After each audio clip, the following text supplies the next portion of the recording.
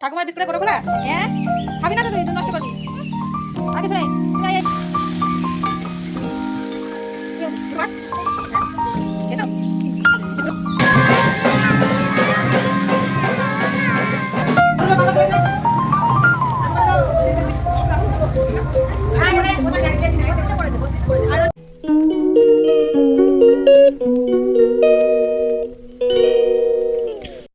Hello everyone, good morning, welcome back to my channel. কেমন আছো তোমরা? আশা করি খুব ভালো আছো। আমি মন চলে এসেছি একটা নতুন ব্লগ নিয়ে। আই হোপ আজকের ব্লগটা তোমাদের ভালো লাগবে।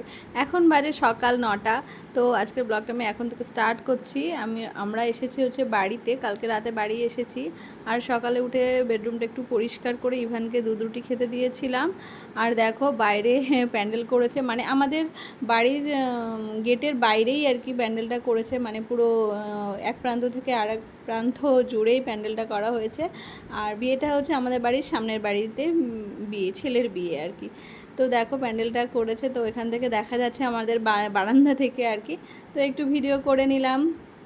দেন এবারে কিছু কাজ সেরে, ওপরের অনেক কাজ ছিল, তারপরে নিচে আসলাম। এখন আমার রান্না করতে হবে। আর ইভান দেখো ঠাকুমার আলমারি থেকে বিস্কুটের কৌটা বের করে মানে দেখতে চাইছে কি আছে। ও বিস্কুট খায় না, কিন্তু কি আছে ওর মধ্যে দেখার জন্য মানে ব্যাকুল হয়ে গেছে। খুলে দিতে বলছে বারবার, আমি তো খুলে দিচ্ছি না। দুধ রুটি তো অল্প একটু খেয়েছে, মানে খাওয়ার নাম নেই।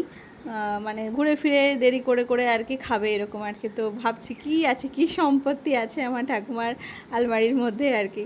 তো দেন ওকে একটু শান্ত করে আমি এসেছি রান্না করতে। আজকে রান্না করব হচ্ছে পুঁই মিটুলি আলু দিয়ে একটু চচ্চড়ি মতো করব, আর হচ্ছে ডিম আলুর তরকারি। তাই দেখো পুরো পুরো কালারটা কি সুন্দর এসছে না।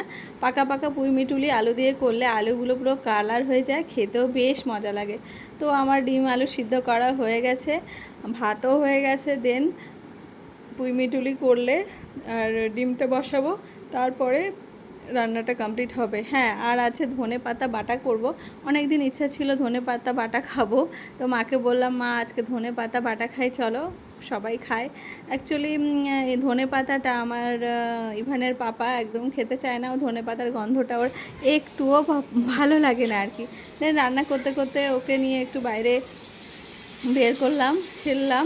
কারণ ওকে একটু সময় না দিলে ও দুষ্টুমি করতে থাকে। ও সবসময় বাইরে যাও, বাইরে চলো, বাইরে চলো।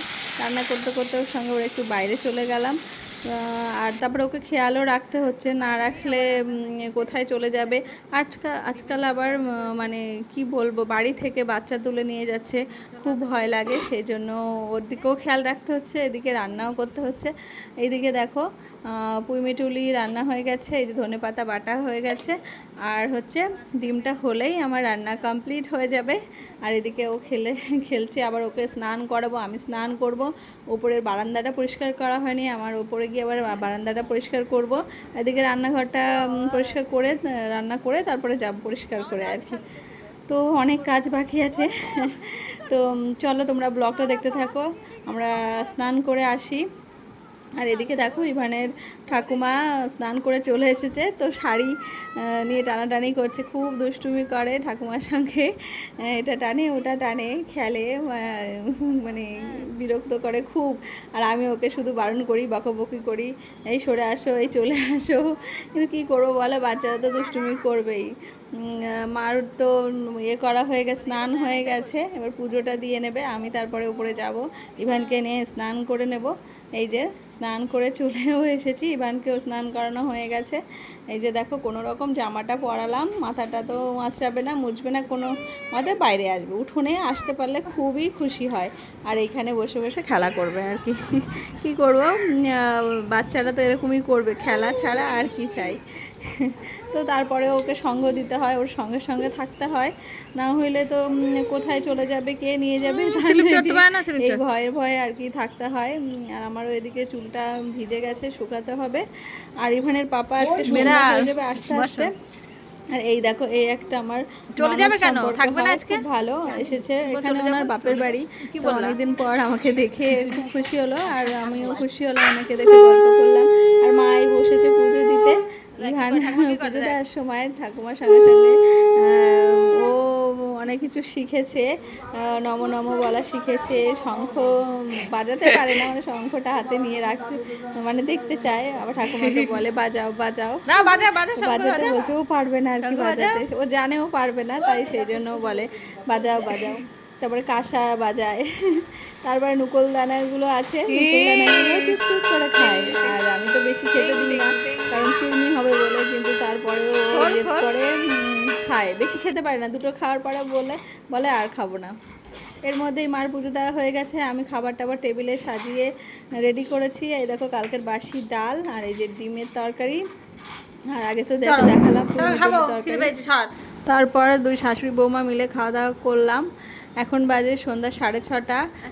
ইভান ঘুম থেকে উঠেছে, মানে অল্প একটু ঘুমিয়েছে। মা বলল আমি গিফট নিয়ে এসেছি, তুমি দেখো কেমন হয়েছে। আমি বললাম যে গিফটটা খুললে তো আবার প্যাকিং করাটা সমস্যা হয়ে যাবে, তো সেই জন্য আর খুললাম না, বোঝাই তো যাচ্ছে কি আছে, তো সেই জন্য আর করলাম না। তো বললো তুমি একটা কাপড় পরো, বউ আসবে, বউকে দেখতে যাব আমরা। আমি বললাম ঠিক আছে তাহলে পরি।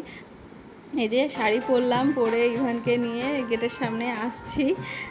আর সন্ধ্যাবেলা আমাদের চাটা খাওয়া হয়নি, মা বললো এক্ষুনি বউ আসবে, পরে খাবো চলো। তারপরে গেটে তালা টালা দিয়ে আমরা বেরোচ্ছি। এই যে আমাদের গেটের সামনেই মানে বাজনা টাজনা চলে এসেছে, বাজনা বাজছে আর কি।